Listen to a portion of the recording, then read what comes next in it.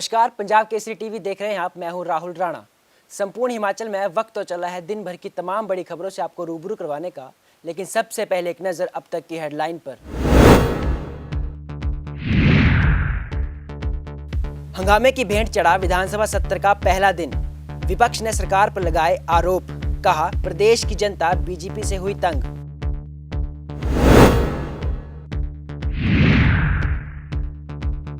सामान्य वर्ग आयोग के गठन के प्रस्ताव को सीएम ने किया स्वीकार।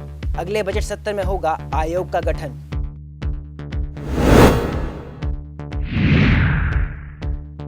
सोलन जिला में विदेशों से आए 65 नागरिकों पर स्वास्थ्य विभाग रख रहा नजर, दिए महत्वपूर्ण निर्देश।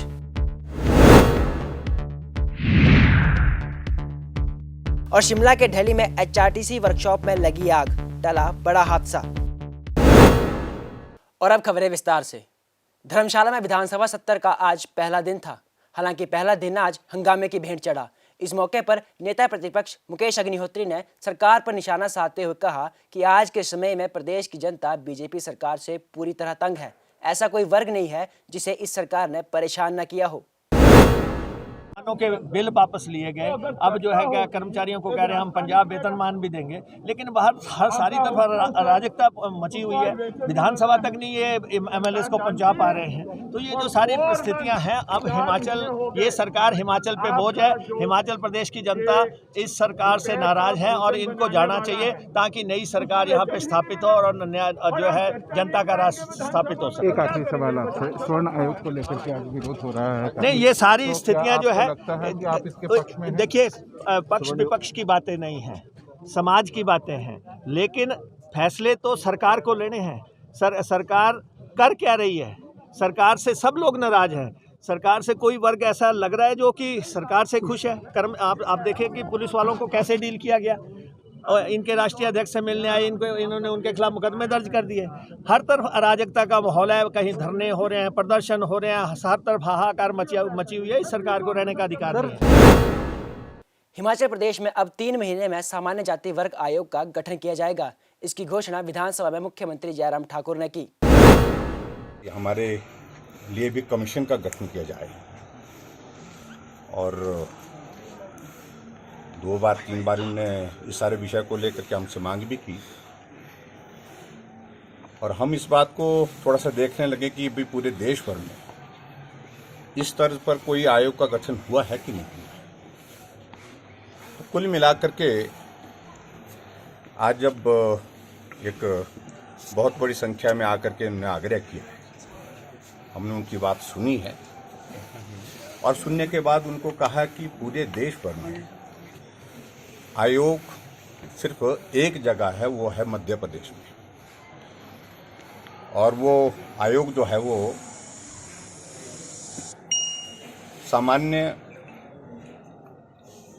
जाति वर्ग का जो है वो आयोग गठित है, और जिसको इनके ही जो नेता है रुमित, उन्होंने पहले भी इस बात के लिए आग्रह किया था कि उसी तर्ज पर, उस तर्ज पर जिस तर्ज पर मध्य प्रदेश में आयोग गठित किया गया है, उस तर्ज पर हिमाचल प्रदेश में भी स्वर्ण आयोग का गठन किया जाए। तो आज हमने थोड़ी डिटेल्स उसमें ली हैं, और डिटेल्स लेने के बाद जब हमने देखा कि इनकी मांग काफ़ी अरसे से इस बात को लेकर के चल रही है, हमने इनकी बात को सुना, और सुनने के बाद हम सारे समाज को इकट्ठा होकर के चले। जैसे हमारे अनुसूचित जाति के वर्ग के लिए भी कमीशन है, ओबीसी के लिए भी कमीशन का प्रावधान है, और ऐसे में अगर हमारे सामान्य वर्ग के लिए भी अगर आयोग का गठन होता है, तो उस दृष्टि से कोई इस तरह की बात नहीं है, सब मिलकर के चलें। महत्वपूर्ण हमारे लिए यह है कि सब समाज इकट्ठा होकर के, संगठित होकर के चलते रहें, और सब समाज का हित का भला करना ये सरकार का दायित्व है, एक संवैधानिक व्यवस्था के अनुरूप। और ऐसे में हमने जो है मध्य प्रदेश की तर्ज पर हिमाचल प्रदेश में भी सामान्य वर्ग आयोग के गठन के इनके प्रस्ताव को हमने स्वीकार किया है, और आप सबके माध्यम से भी मेरा इस बात के लिए आग्रह है, और हमने कहा कि अगला जो हमारा बजट सत्र आएगा, बजट से, क्योंकि कमीशन है, कमीशन हमको विधानसभा में हमको एक्ट के रूप में इसको करना पड़ेगा। तो अगले सत्र में, बजट सत्र में इस आयोग का गठन करेंगे, ये हमने उनको बात कही है। और उनसे मेरा निवेदन है इस बात के लिए कि अब वो जाएं, सब मिल करके रहें, समाज के बारे में जो अच्छा बोलें और अच्छा बोल करके हम इकट्ठा होकर के काम करें। अपनी जो बात कहनी तो वो कही। अब इनको इस बात को लेकर के मुझे लगता है कि मानना चाहिए, इनको आभार व्यक्त करना चाहिए और जा कर के सब लोगों के बीच में जा कर के इस बात का जो है वो मनाना चाहिए, इनको प्रसन्नता होनी चाहिए इनको। मुझे लगता है कि विपक्ष अपना परिहास बना रहा है। आज भी हम सदन के अंदर उनकी तुलना में लगभग दुगने के करीब है।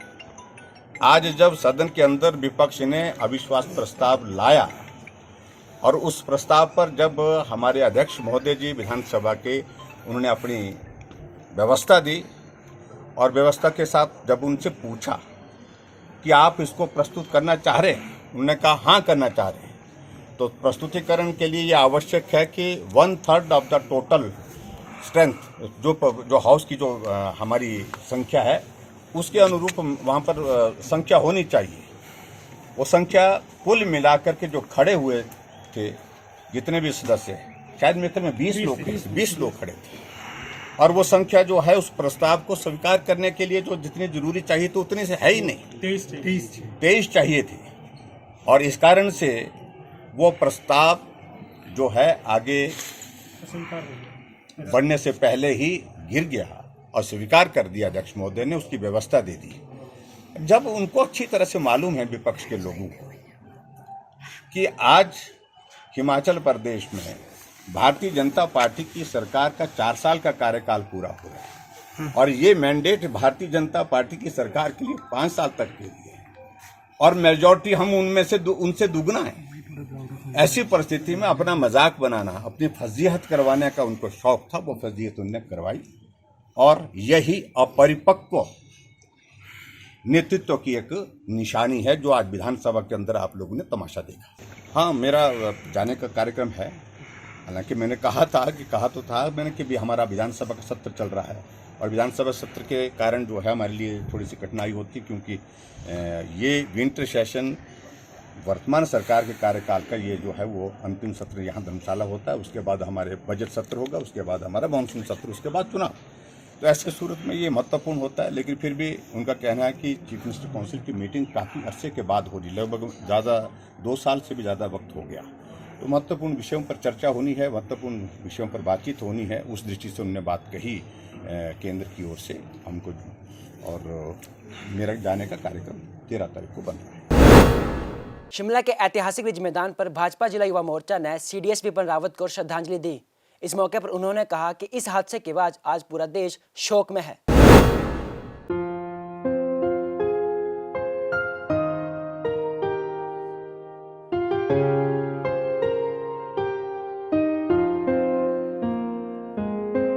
तमिलनाडु के कुन्नूर में बुधवार दोपहर को हुए हेलीकॉप्टर हादसे में 13 लोगों की दर्दनाक मौत हो गई। भारतीय वायुसेना के MI-17 V5 हेलीकॉप्टर में सवार सीडीएस विपिन रावत व उनकी पत्नी मधुलिका रावत की इस हादसे में दर्दनाक मौत हो गई है। इस हादसे में शहीद हुए विपिन रावत व अन्य जवानों को देश भर में श्रद्धांजलि दी जा रही है। हिमाचल प्रदेश की राजधानी शिमला के रिज मैदान पर भाजपा जिला युवा मोर्चा ने सीडीएस को श्रद्धांजलि दी। भाजपा युवा मोर्चा जिला शिमला अध्यक्ष पारुल शर्मा ने कहा कि इस हादसे के बाद पूरा देश गमगीन है। 2 दिन पहले तमिलनाडु के कन्नूर में जो भारतीय वायुसेना का विमान हेलीकॉप्टर जो क्रैश हुआ, जिसमें देश के तीनों सेनाओं के सर्वोच्च सीडीएस विपिन रावत जी के साथ साथ 13 अन्य 12 सैनिक व एक उनकी धर्मपत्नी जो शहीद हुए हैं, उन सबको एक दिल से श्रद्धांजलि देने के लिए शिमला की प्रबुद्ध जो जनता है उनके माध्यम से उनकी द्वारा कि किस तरह हम श्रद्धांजलि दे सकते हैं उनके लिए, इसलिए आज ये कार्यक्रम युवा मोर्चा शिमला ने रखा ताकि आम जनता एक बार अपने जो हमारी तीनों सेना के सेना नायक थे उनको और उन शहीद सैनिकों को सच्ची श्रद्धांजलि दे सके। प्रदेश के सभी 12 जिलों में जिला केंद्र के ऊपर युवा मोर्चा के द्वारा ये श्रद्धांजलि कार्यक्रम रखे गए हैं और ये श्रद्धांजलि कार्यक्रम सार्वजनिक जगह में इसलिए रखे ताकि अधिक से अधिक लोग श्रद्धांजलि दे सकें। बुधवार शाम 6:03 पर जैसे ही वायुसेना ने ट्वीट कर इस बात की जानकारी दी कि हेलीकॉप्टर हादसे में CDS विपिन रावत व उनकी पत्नी मधुलिका रावत समेत 13 लोगों की मौत हो गई है, तो हर शख्स स्तब्ध रह गया। ये जनरल साहब की आखिरी यात्रा के साथी थे। हेलीकॉप्टर में सवार इन 14 लोगों में से एक ग्रुप कैप्टन वरुण सिंह ही जीवित है, जिनका अस्पताल में इलाज किया जा रहा है और देश उनकी सलामती की दुआ मांग रहा है। जनरल विपिन रावत समेत हादसे के शिकार सभी लोगों को देश नम आंखों से याद कर रहा है। पंजाब केसरी टीवी के लिए शिमला से अली की रिपोर्ट। ओमिक्रॉन वायरस के खतरे को लेकर स्वास्थ्य विभाग अब अलर्ट पर है, जिसके चलते आशा वर्कर और स्वास्थ्य कर्मी को महत्वपूर्ण निर्देश दिए जा चुके हैं। स्वास्थ्य विभाग किसी भी तरह की ढील नहीं रखना चाहता है, इसलिए विदेशों से आने वाले नागरिकों पर विशेष नजर रखी जा रही है। जो विदेश से नागरिक जिला सोलन में पहुंचे हैं, उनकी सूची तैयार कर उन्हें स्वास्थ्य की जांच की जा रही है, जिसके बाद उन्हें आवश्यक दिशा निर्देश भी दिए गए हैं।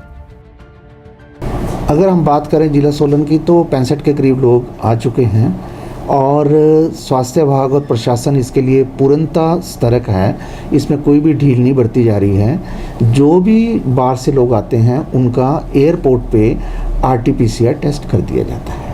अगर वो नेगेटिव हों तभी उनको घर आना अलाउड किया जाता है। अगर वो पॉजिटिव हों तो एयरपोर्ट पे ही उनको आइसोलेट कर दिया जाता है। फिर घर आने का मतलब ये नहीं है कि वो बाज़ार घूमेंगे।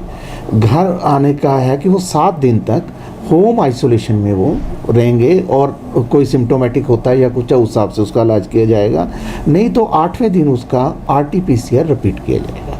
अगर 8वें दिन RT-PCR उसका पॉजिटिव आता है तो फिर डिस्ट्रिक्ट वाले उसको हम आइसोलेशन में उसको ले लेंगे, और अगर नेगेटिव आता है तो 7 दिन तक फिर उसको घर ऑब्जर्व किया जाएगा कि कोई सिम्टम तो नहीं आ रहा। अगर 7 दिन तक कोई सिम्टम नहीं आता तब जाके उसको फ्री कर दिया जाएगा। हाँ, जो पॉजिटिव केसेस आएंगे उनको आइसोलेशन में रखा जाएगा, वो हमारे उस हॉस्पिटल्स में या वहाँ पर ही रहेंगे, और साथ में जब तक वो उनका टेस्ट नेगेटिव नहीं हो जाता तब तक उनको फ्री नहीं किया जाएगा। नहीं, उनको हमारा आशा वर्कर टेलीफोन के थ्रू, प्रशासन के थ्रू सब मेथड्स लगे हुए हैं। नहीं, सतर्क रहने का ही मेथड है ये, कि इससे ये है कि वो अगर कोई इन्फेक्शन लेके आते हैं तो दूसरों को मत फैले, यही हमारा।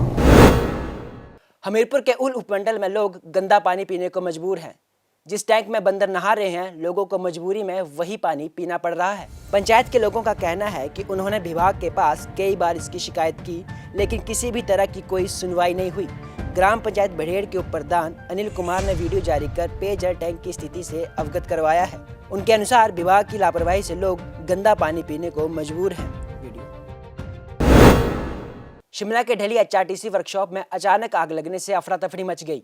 मिली जानकारी के अनुसार इलेक्ट्रिक बस की बैटरी में अचानक आग लग गई। गनीमत यह रही कि इस आग पर समय रहते काबू पा लिया गया, जिससे एक बड़ा हादसा होने से टल गया। हालांकि इस हादसे में कोई जानी नुकसान नहीं हुआ है।